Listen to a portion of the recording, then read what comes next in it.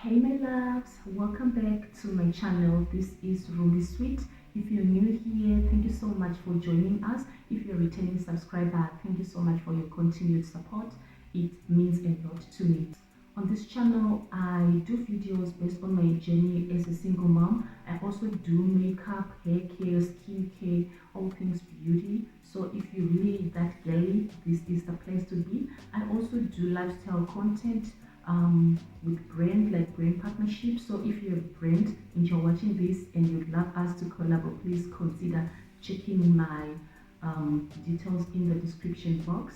In today's video, I decided to do something that has been on my heart for quite a long time, something very sensitive, which is how I became a single mom, the journey to my single mom. Yeah, I think it's time for me to talk about it, not in a way to make my baby daddy look like a villain or maybe trying to look like I'm a victim. No, this is my reality, and this is just maybe to help someone who actually is in a situation like that, or maybe someone who's trying to force things between the baby daddy, maybe because of circumstances. This is just to help a sister. So yeah, I wanna really this is me pouring my heart and opening up about something very sensitive. So yeah, if you really want to know what happened, how I became a single mom, then please continue watching the video till the end, and don't forget to comment, like and subscribe. Share the video with your loved ones, and to click your notification bell so that you get notified every time I post a video. So I've already shared my story time, how I told my family, how I broke the news that I'm pregnant to my family and the baby daddy.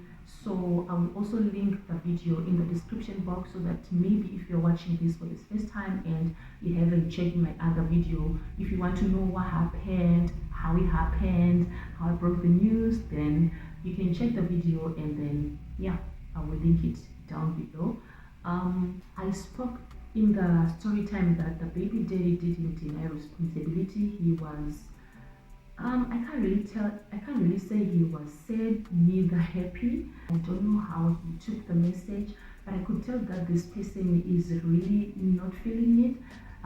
You know how we do things in same, like if you're getting pregnant and you're not married, you have to go to your partner's house, like eloping, that kind of thing. Then you, whether you love each other or not, you're just forced to stay together, that kind of thing. That's the situation in Zimbabwe, right?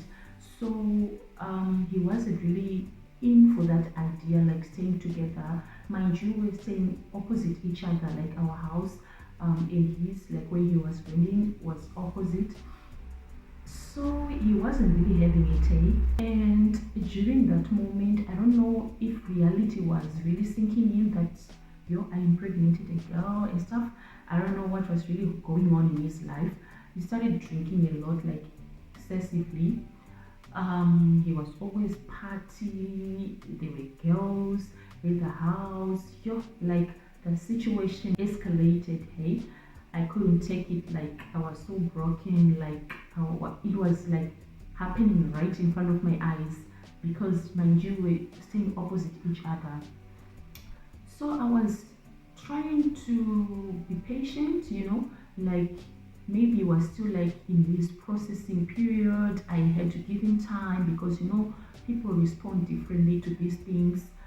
So I took it like maybe he was stressed, he wasn't really ready, and I tried to be there. And as a pregnant lady, the emotions are up there, like you're seeing these things happening right in front of you. You have no control over things. You're already ashamed because you are pregnant. You know how people judge you. And I was still studying, like people judging me, like oh my word, she is pregnant, she's not married. While she was studying, she wasted her time. And also the thing is, in my country, not in my country, like people, okay, I'm someone who was expected to maybe get married first before getting pregnant. Like, let me say, like, everyone expects you to do the right thing, like do things in the right way, like the right procedure. You finish your studies, then you get married, and when you get married, you need to be with someone who's like financially stable at least, or maybe they have something going on for their life. And in my situation, to be honest, my baby daddy, he was just working. He was just working, and financially he wasn't there. He wasn't stable. It was just something hectic, eh? And the way he was drinking, yo, yeah, it was papagaiba, to be honest. And looking at my situation, the fact that like people were like, but Ruby, how did you date this guy? Because he was known for drinking, and nayo kuti nokinzi nayo wakadei up. You understand, like, what did you really see this guy? Guys, I so love. If I tell you that this guy, I could tell like he had his traumas just like anyone else. People deserve a chance, I think. And I'm someone who was always looking for love, not looking at someone's situation, maybe where he is in life. I do believe that there are seasons in life. Everyone has their seasons of maybe downs. Maybe they are down, they're going through something. I looked ahead to Chico. Then ndaiona potential yemunhu, and looking at how he respected me and how he loved me. I don't know, maybe kwakungori kunyangira, like what they say, kuti rinonyenga rinohwarara rinosisimudza musoro rawana. You know how people do. They maybe he was pretending. I don't know, but well, it is what it is. So he was always partying, drinking. It was horrible. Okay, at some point we had a fight in the early stages of the pregnancy. He was saying he came over to our house, and he's saying, those days there was this WhatsApp, it's called GB and FM, if you remember. Before they were phased out, this WhatsApp, they certain features like you can hide my status, hide things. I'm someone who was using, one of those people who was using that for some reasons, not relationship reasons, but other reasons, right? So he didn't like that WhatsApp. He always said this WhatsApp is for mahure, my bitches. This WhatsApp is used by prostitutes. Why are you hiding things? It's just a bit insecure, and people started telling him things like, because I was at university, you know how people judge university girls, like they always sleep around, but they forget that people are different, hey? So, and because I was applying makeup and the chena, so people be like, maybe I think he had low self-esteem, I don't know. But then, if I must say, the level I was in his, he wasn't really my type, if I must put it that way.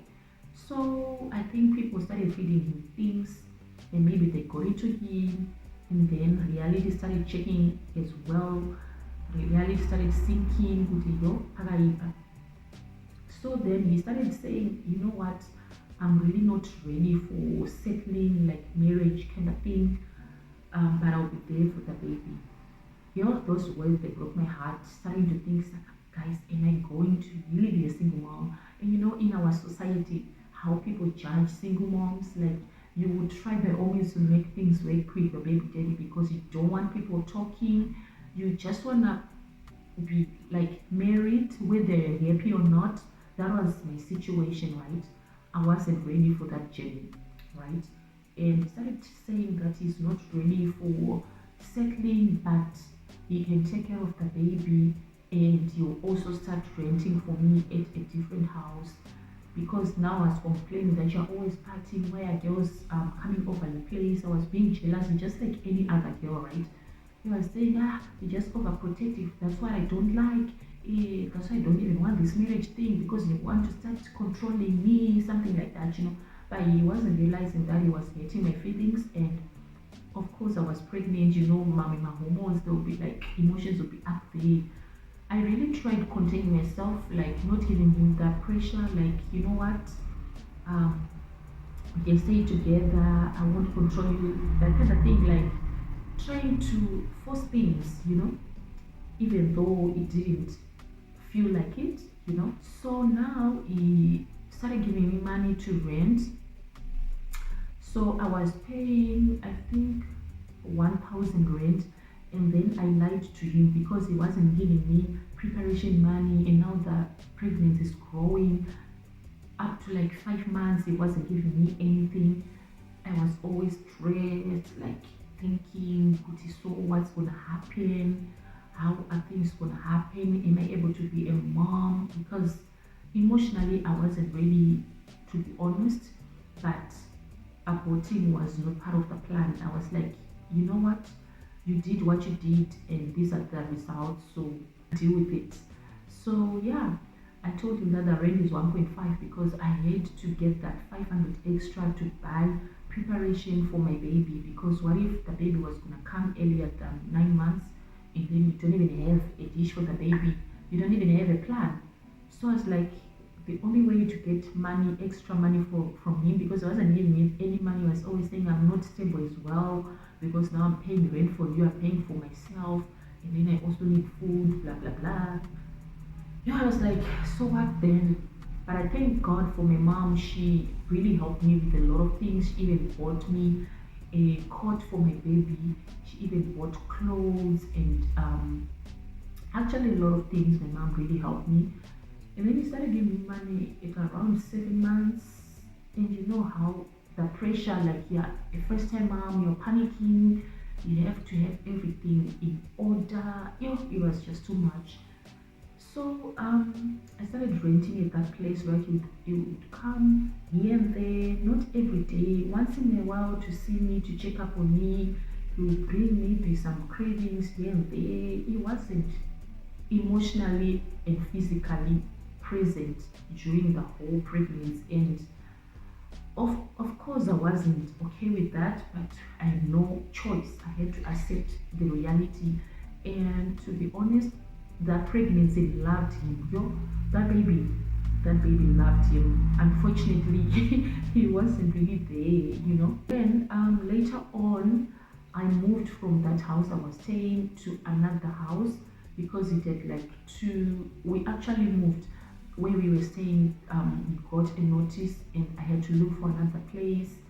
And now that place was costing 1,500. And now I'm thinking I'm already getting that 1,500. Now I won't have that extra money to buy preparation for the baby. And mind you, I wasn't working. I told you in my story time that I wasn't working because I had like not complications as such. I stopped working because when I found out that I'm pregnant, I wasn't feeling so well. Like I couldn't work throughout the pregnancy. The pregnant was a bit lazy. I think I started regaining my strength around 7 months.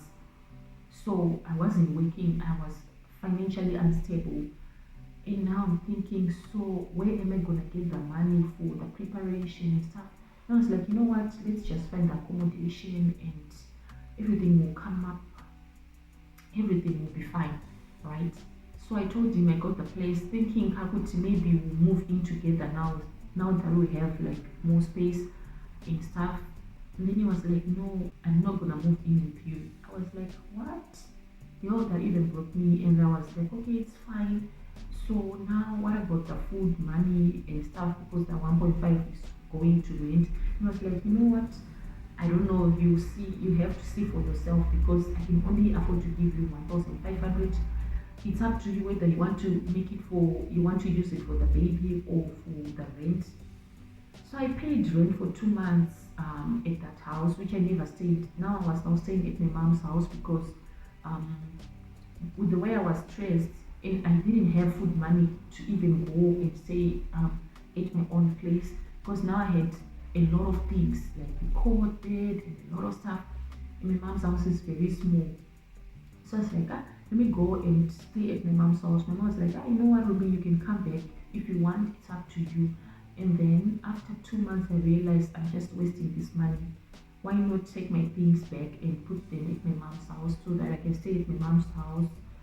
And maybe he'll come around, and then when he comes around, maybe we will look for another place or something like that. Because now I realized this 1,500, I needed more for my baby, not this accommodation. And let me move back to my mom's house.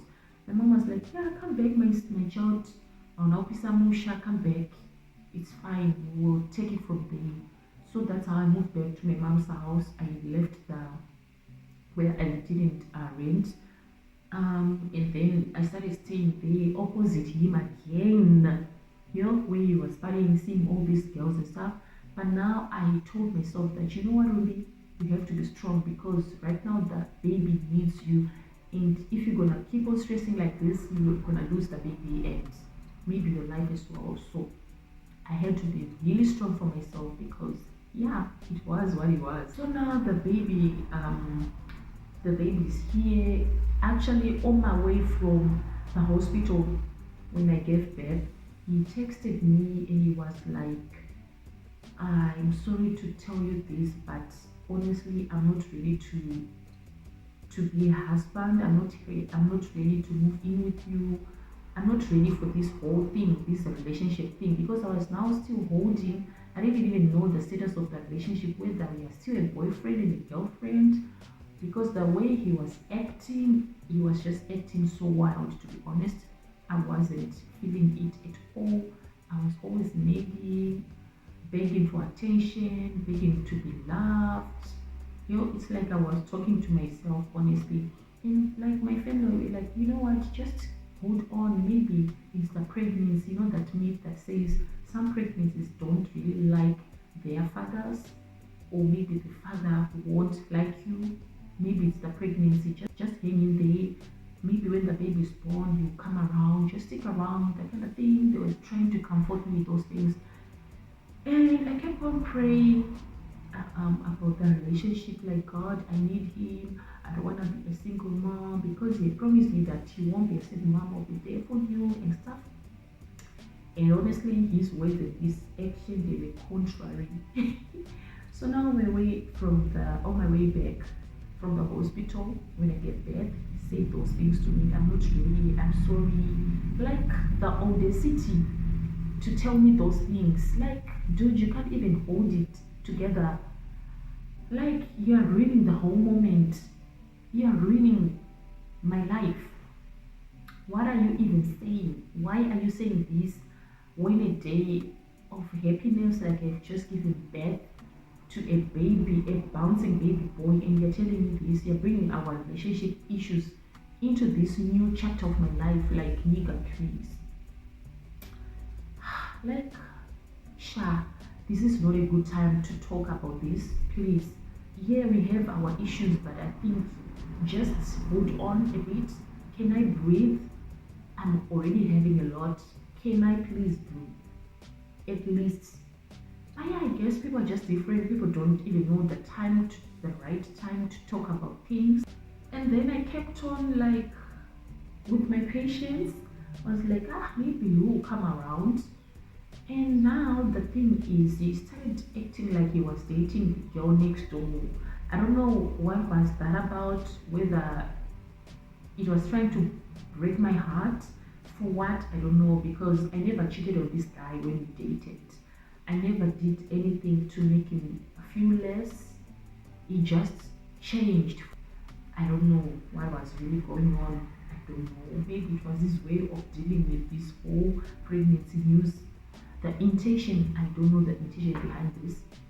And the thing with colored people, they will do anything for beer. He was spoiling these people, and I was the last person to get the 1,500. He'd start with his friends, spoiling them, buying beers, partying, playing loud music. And those days, piano was the in thing. So it was a hit. They were always partying, drinking, smoking. Yeah, that club thing, that was the vibe. And me seeing it happening right in front of my eyes was so heartbreaking. But I thank God for my family, man, because they were really there for me. They stood with me in this during those difficult moments. They really stood up with me, because honestly, if it wasn't for them, I think I would have lost myself. I would have lost my mind. And now it's like he's dating this girl. I was even checking his phone. I would see these messages calling each other wifey, happy, that kind of thing. They were flirting. I don't know what was really happening. That was the worst the moment of my life when I realized these people, they kind of have anything. Yo, I even cut my hair, guys. I even cut my hair, long hair. Those days, I even cut my hair because, you know, when they say, Auntie, they say when a woman cuts her hair, she's about to change. I was like, I think I'm done with this life. I think I realized, no, I think this is not going anywhere. I'm just forcing things. I think let me just accept it the way it is because really it's not working. That was the moment I realized, no, this guy is not here for this. Let me just walk away. I chose myself, I chose my baby, I chose my sanity because I realized I realized that this is an accident. This is an accident. I realized we are not heading anywhere here. And I cut my hair. Imagine.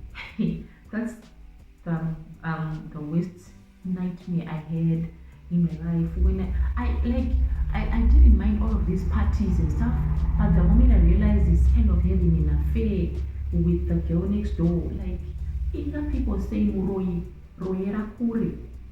Why would you do that? Like nigga, why? Why? Like what was the intention? That was so like selfish. That was so selfish and that was not good. I think it was really, really bad for him to do me like that, considering that I was really a good girl. He knows it. And yeah, I walked away. I didn't tell him anything. Actions can just speak for themselves, you know. I just distanced myself. I just accepted the reality. I just accepted the reality as it was because yeah, that was the first step to my healing journey, I think. And I just walked away. I told myself, no, let me just close this chapter. There's nothing between us. Let's just raise the baby. Let's co-parent. And he continued with this life. I continued with mine. My family just comforted me. They said it's fine. When the time is right, God will give you your one. You don't have to force things. It's not worth it. For what anyway? Before I gave birth, my family from my dad's side, my aunt, she tried sitting us down, discussing. So what's the way forward? Because now she's your wife to be is still staying at your mom's house. The culture says, like I said before, you must move in together and then you can plan maybe a marriage and stuff. The guy must pay, they call it, what is it? I forgot this thing, the Shona word they use. You know, what is it called? Chagraikuno. In English, it's like saying, I'm the one responsible for your daughter. So anything that happens to your daughter, it's on me. So if you're gonna look for your daughter, I have your daughter. So it's like you send a token of money, you send some money to the family, telling them that you are the daughter, you have the daughter is under your care, something like that. I don't know how to really explain it, but if you're Shona, you know what I'm talking about. They call it Chagrai Kuno. So that was supposed to happen. And he was like, okay, I'll just pay the Chagrai Kuno thing and we start staying together. Before he just changed his mind. Then when you realize, no, I'm not really, that's when he said, okay, now I can rent for you. You can start staying alone. I'll be coming here and there, you know. Then we'll see. Maybe I will come, maybe not. Oh, yeah. So I was touching his phone. I even saw a text with his relative saying these people, they're trying to force me. I don't even love her. I can't. They want my money. What money, nigga? Did you have money? What money? I laughed. I was like, it's not even like that. It's not even like we are trying to force you to marry me. If you don't love me, just say it. Like, Sha, my family, they are not gonna force you to love me. You cannot force love, to be honest. You cannot force love. One thing about my family, if it's not working, come back home. Come back home. It's better for you to come back home alive than forcing something and then you end up dying maybe because of physical and because of abusive marriages. It's just not worth it. So I reached my rock bottom. I reached that point where I was like, you know what? I choose yourself. This is your life. This is his. He chose his ways. He chose his path. Now it's time to choose yourself, to choose your baby, because life goes on. Honestly, life goes on. I had to choose myself because my baby needed me. My baby needed a happy mom. As much as I wasn't happy, but he needed a present mom, because you can't have Baba Benzinini, my depression. My baby needed me the most. I walked away from that toxic relationship because we were always shouting at each other. It was so bad. Even when the baby was born, we were always fighting. It took time for me to heal from the frustration I had with him. It took time, honestly, and I was so angry at him. Like, how can you just dump us? If I feel like he disrespected me, and that is a really bad thing to do, because yeah, I know that maybe you were not ready, you also were facing your stuff, but I feel like as a human being, you don't have to treat people like that. You have to respect people despite what's going on in your life. You know, you don't have to disrespect someone just because you don't love them anymore. And for whatever reason it is, respect is very important, and that is one thing I always fought up about with him. He didn't respect me as the mother of his child. He just treated me like I'm nothing, like I'm trash. He wasn't even considering that I carried his baby for 9 months. Would have aborted that pregnancy, to be honest, but I chose to keep it, and now he has a baby because of me. In his previous relationship, he didn't get a baby, so he was supposed to treat me with respect, even though we didn't have a relationship. I feel like he disrespected me, and that is a red flag for me. I cannot stand disrespect, guys. I cannot, because at some point you say, hey, you won't even say how are you or anything. He didn't even consider my emotions, like this person is going through postpartum, she needs support, whether you are whether physical or emotional support. When the baby's sick, you just say, how's the baby?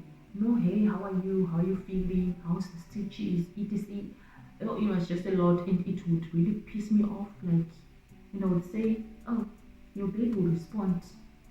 You're not even saying how are you. You can't even say how are you. Oh, but yeah, it was just so hectic, honestly. Like, my journey was not a good one.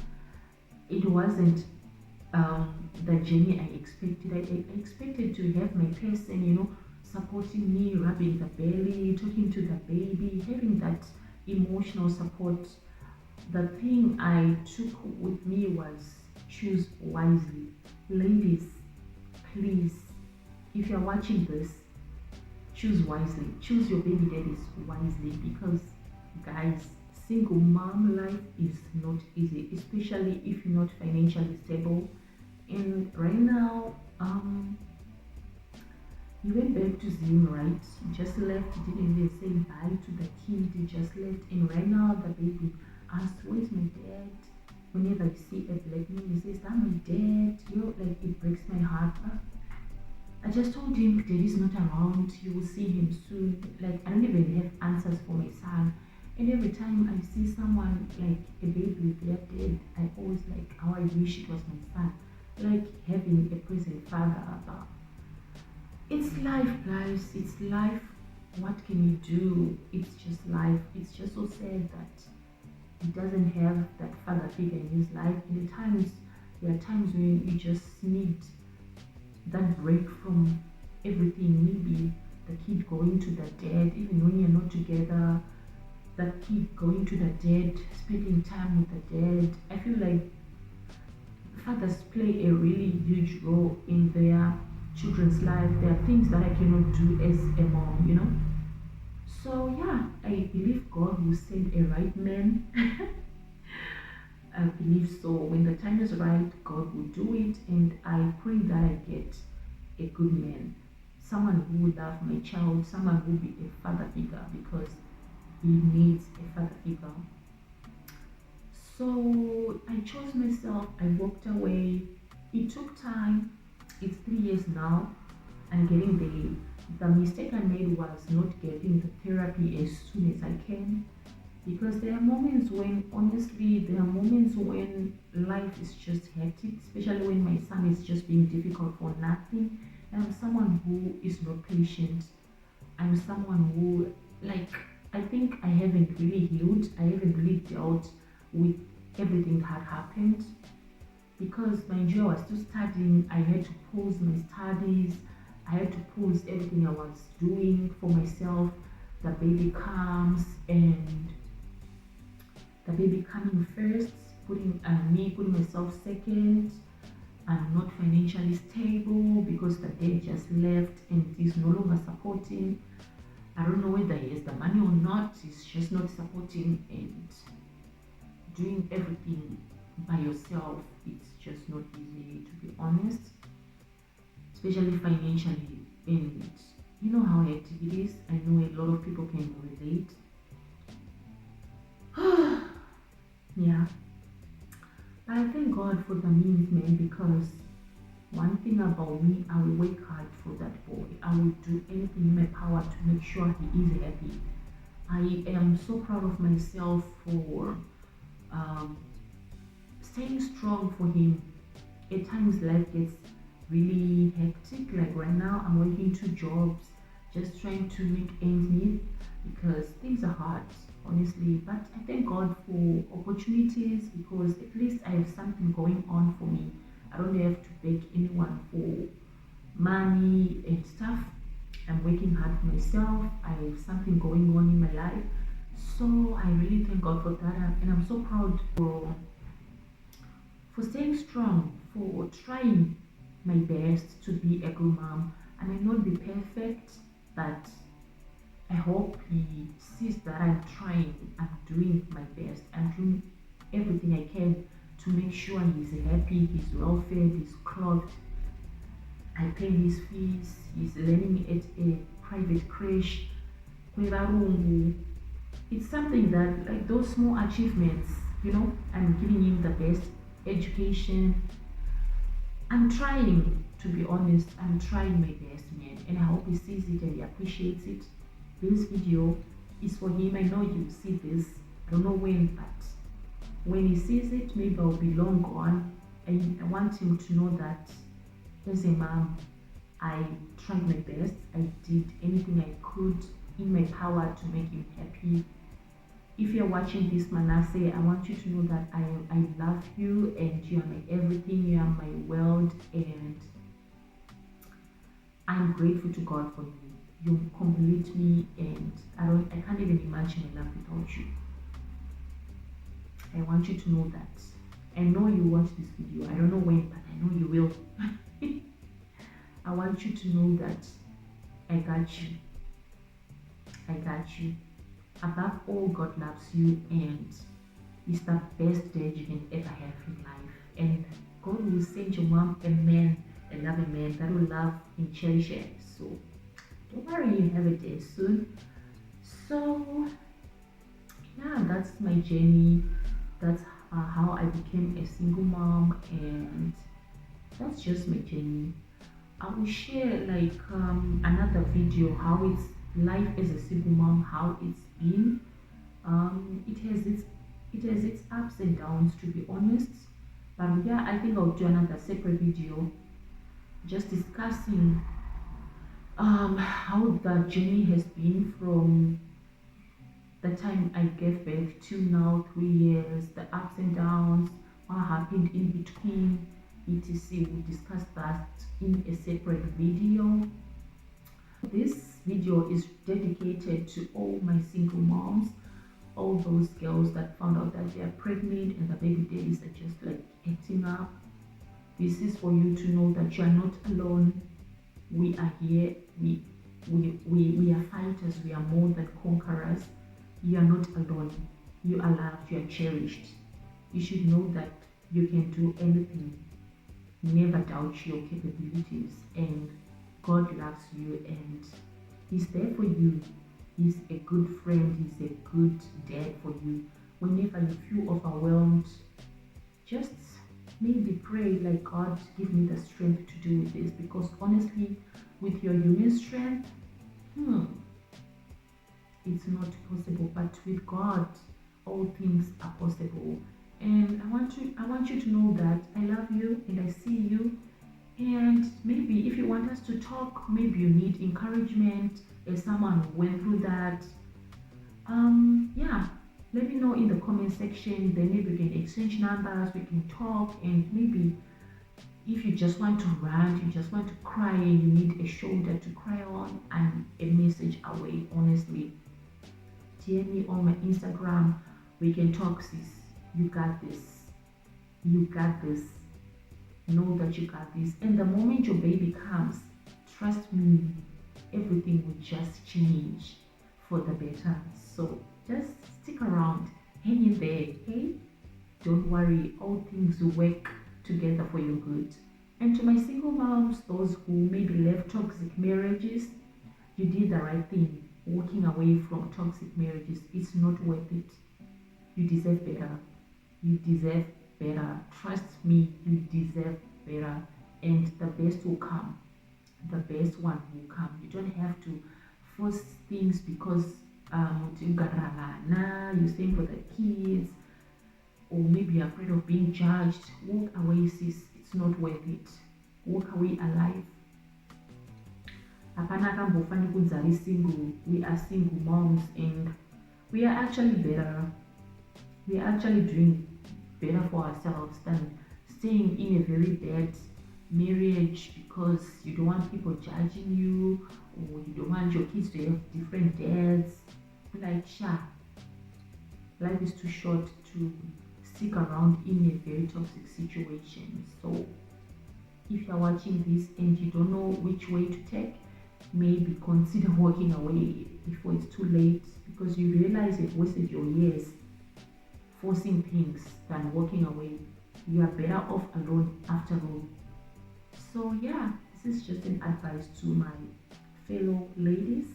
Thank you so much for watching the video till the end. I hope you learned one or two and I hope you enjoyed it. If you did, please give it a thumbs up, comment down below, share your experiences in the comments, tell us how your journey has been. Like the video, share it with your fellow single moms, and subscribe to my channel. Thank you all. I will see you on my next video. Bye.